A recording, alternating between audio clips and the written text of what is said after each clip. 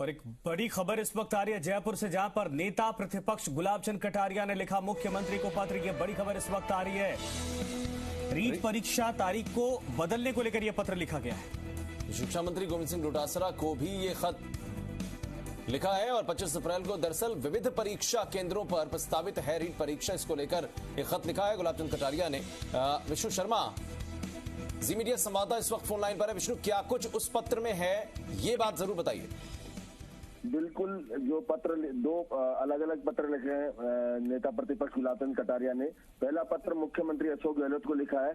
उस पत्र में कहा है कि जो रीट परीक्षा है वो 25 अप्रैल रविवार को हो रही है, जिसमें बड़ी संख्या में जैन धर्मावलंबी भी इस परीक्षा में जो छात्र हैं वो भी शामिल हो रहे हैं। और ऐसे में क्योंकि जैनियों का एक बहुत बड़ा त्योहार होता है उस रोज, और बाकायदा व्रत पूजा और अर्चन किए जाते हैं, शोभा यात्राएं निकाली जाती है।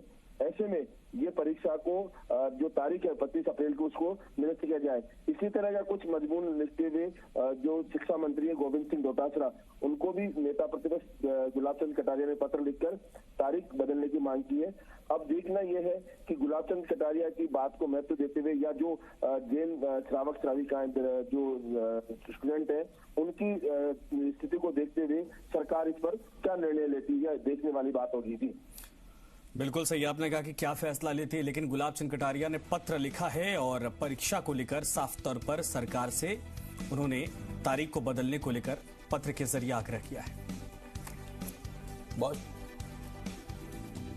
बिल्कुल विष्णु, और निश्चित रूप से ये वो परीक्षा जिसको लेकर अगर हम लोग कभी भी लाइव करते हैं सोशल मीडिया पर, संजय आपको भी याद होगा, लगातार सवालों की बौछार लोग हमसे करते थे, विष्णु पूछते थे और ये आग्रह करते थे कि कम से कम आप इस बात को सरकार तक पहुंचाइए कि रीट परीक्षा की कम से कम तारीख तो फाइनल हो, जिसको लेकर लगातार कोशिशें की जा रही थी। और जब तारीख फाइनल हो गई तो नेता प्रतिपक्ष की तरफ से उसमें बदलाव के लिए अब पत्र लिख दिया जाना, इसको किस तरीके से लें?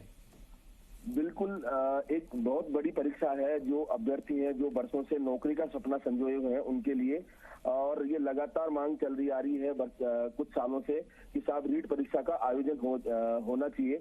और जो बेरोजगार है वो लगातार मांग करते आ रहे हैं, लेकिन जिन्होंने परीक्षा के लिए ये जो तारीख फाइनल की या तय किया, उन्होंने इस कैलेंडर को ध्यान में नहीं रखा कि उस रोज कोई त्योहार हो सकता है। हालांकि बेरोजगारों के लिए एक महत्वपूर्ण परीक्षा है, लेकिन साथ ही उस परीक्षा में जो धर्मावलंबी जो छात्र वो भी शामिल होते हैं।